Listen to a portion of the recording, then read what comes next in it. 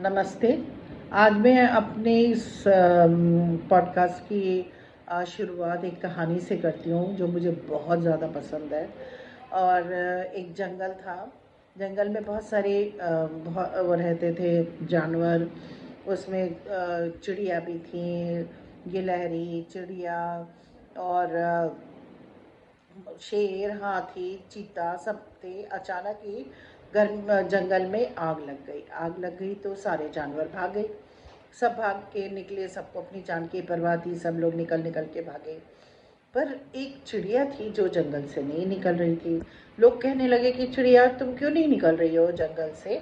तो उसने कहा कि नहीं, ये जंगल मेरा परिवार है, यहीं पे मैं पैदा हुई बड़ी हुई, मैंने यहाँ पे सब कुछ सीखा, तो मैं अब इसको कैसे छोड़ के जा सकती हूँ अगर इस मेरे परिवार के ऊपर मुसीबत आई है।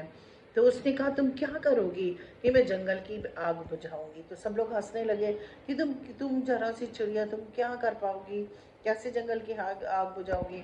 तो उसने कहा कि देखो, वो अपनी चोंच में एक ड्रॉप वाटर का लेकर आई और उसने जंगल में छिड़का। तो सबने सोचा ये क्या कर रही हो तुम, इससे तो जंगल की आग नहीं बुझेगी। तो उसने कहा कि ना बुझे, मुझे मालूम है कि मैं, पर मुझे अपना जो कर्तव्य करना चाहिए उससे तो मैं अपने को वंचित नहीं रख सकती हूँ ना। मेरे प्रयास से जंगल बुझेगा कि नहीं बुझेगा ये नहीं मुझे मालूम, पर मैं अपने प्रयास को नहीं छोड़ूंगी। जो मुझे करना है वो मैं ज़रूर करूँगी। तो ये एक आई ओपनिंग है ये वर्ड। ये अपना बिट हम अगर हम करते रहें तो हम इस दुनिया में बहुत कुछ कर सकते हैं, इस दुनिया को बहुत खूबसूरत प्लेस बना सकते हैं रहने की। तो कृपया इस हमारे चैनल को लाइक एंड सब्सक्राइब करिए, सो दैट कि मैं आप लोगों के साथ में ऐसी अच्छी बातें कर सकूं और जो मेरी भावनाएं है मैं व्यक्त कर सकूं। सब व्यक्ति अपनी भावनाओं को दिल में दबा के रखते हैं, पर मेरा ये है कि मैं चाहती हूँ कि मैं अपनी बातों को लोगों को के सामने प्रस्तुत करूँ। हो सकता है उसमें से कोई एक आध व्यक्ति को मेरी बातें पसंद आ जाए।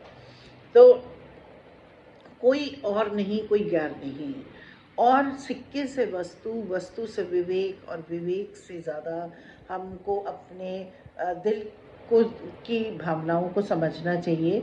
ये कुछ बातें हैं जो आपको एक सोचने के लिए बहुत सारा बड़ा प्लेटफॉर्म दे देते हैं कि आदमी वसुधैव कुटुंबकम हमने सुना है। हमने ये सुना है कि हम एक दूसरे को मिलके एक उंगली कुछ काम नहीं कर सकती है, एक मुट्ठी बंद रहती है तो हम बहुत कुछ कर सकते हैं, और अगर सारी उंगलियों को खोल दो तो वो एक बिल्कुल ही कुछ ज़्यादा काम नहीं कर सकती हैं। तो स्ट्रेंथ हमने देखी है कि एकजुटता में ही है और अपने कार्य को करने में है। अगर अंगूठे का काम है और वो उंगली नहीं कर सकती, जो उंगली का काम है वो अंगूठा नहीं कर सकता।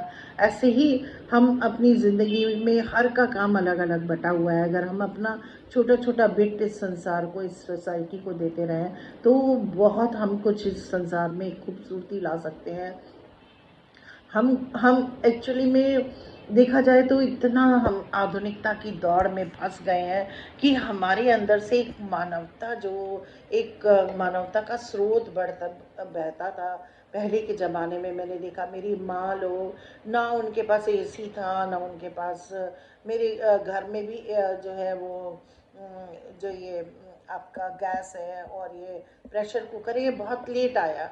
इतना काम में व्यस्त रहती थी मदर्स हम लोग की। सब लोग काम करते थे, हंसते थे, उसी में गाने गाते थे, उसी में अगर कोई मेहमान आ जाता था तो हम इतने खुश होते थे जैसे हमारे घर में कोई सेलिब्रेशन हो गया।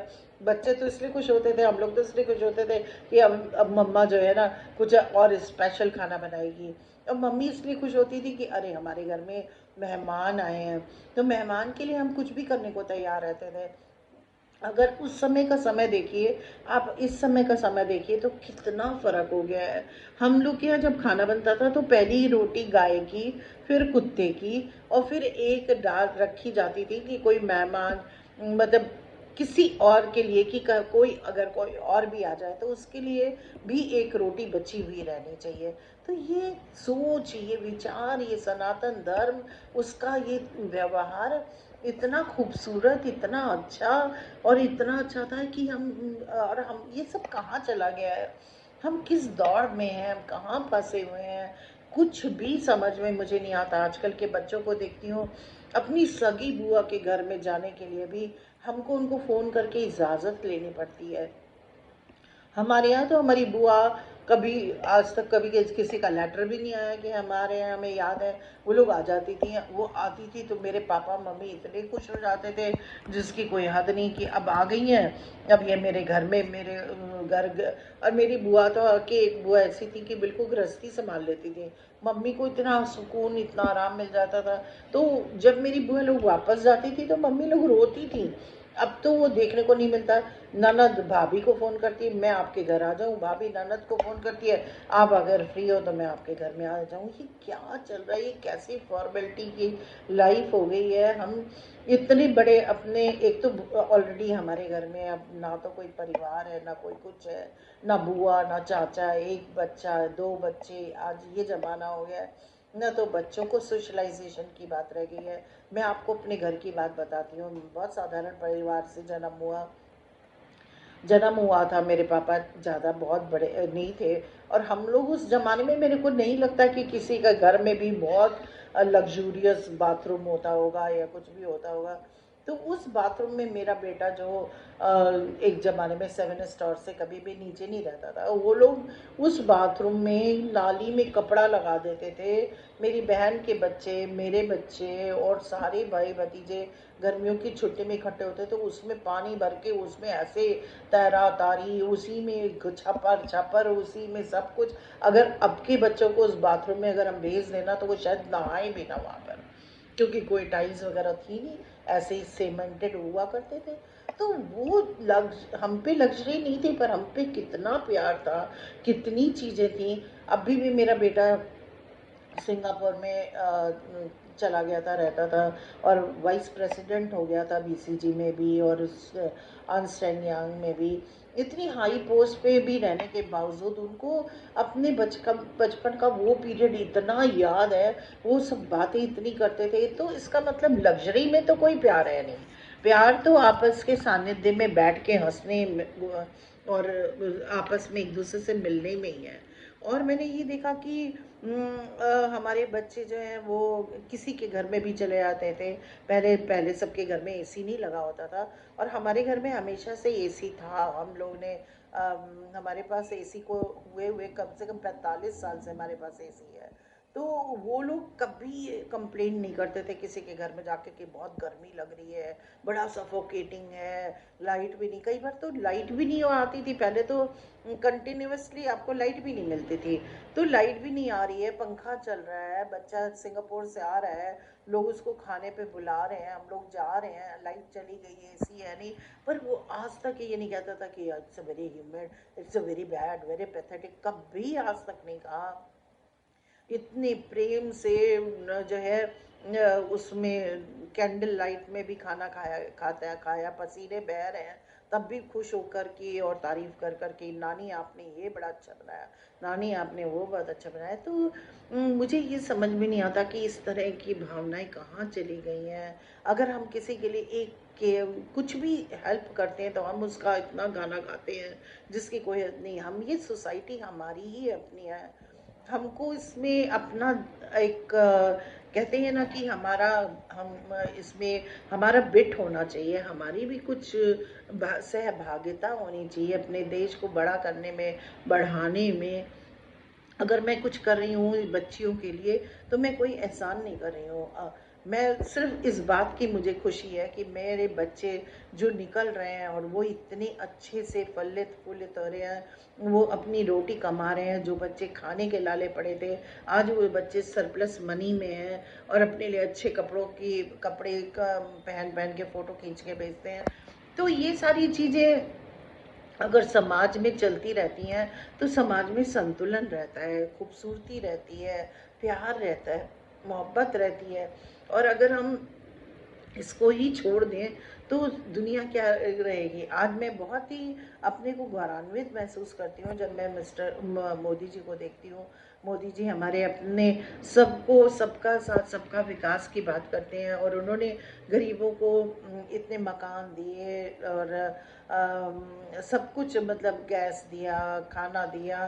तो उन्होंने कभी ये सोच के तो दिया ही नहीं कि हिंदू को दे रहे हो, मुसलमान को दे रहे हो, क्रिश्चियन को दे रहे हो, या कोई स्वीपर है या कोई बहुत ऊंची कास्ट का है। उन्होंने जिसको ज़रूरत हुई उसको लिए किया।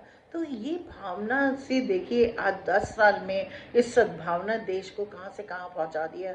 अगर ये सद्भावना हम सबके बीच में आ जाए, फलित और पोषित हो जाए, तो हम लोग कहाँ से कहाँ पहुँचेंगे, और पहुँच भी रहे हैं, क्योंकि ये भावना बढ़ती जा रही है। मेरी ये अकेलापन लोगों को तोड़ रहा है, और अब लोग चाहते हैं कि हम आपस में जुड़ के रहें और दोस्त के साथ में अपनी ज़िंदगी बिताएं, दोस्तों के साथ, परिवार के साथ।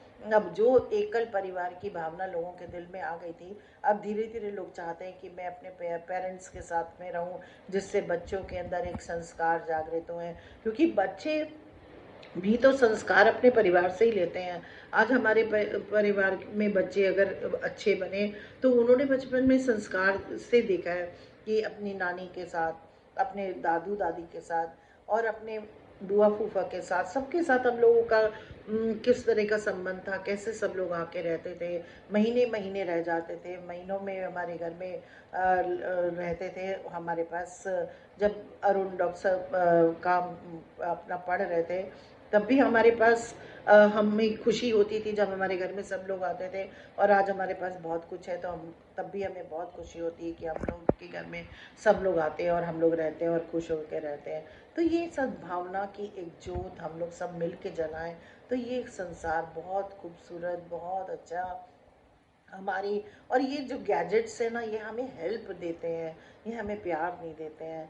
कृपा इनको अपनी, कृपा करके इसको अपनी प्यार का वो मत रखिए। ये हमारे हेल्पर हैं, हम इनको, इनके दास ना बने, हम इनको एक नौकर की तरह से समझें और अपनी ज़िंदगी में खुद मालिक बनकर अपनी ज़िंदगी की बागडोर संभालें, तो ज़्यादा अच्छा रहेगा। यही एक मेरी छोटी सी पहल है कहने के लिए। नमस्ते। और कृपया हमारे इस उसको चैनल को सब्सक्राइब करें और इसको लाइक करें, सो दैट कि मैं आप लोगों के साथ अच्छे से जुड़ सकूं। धन्यवाद।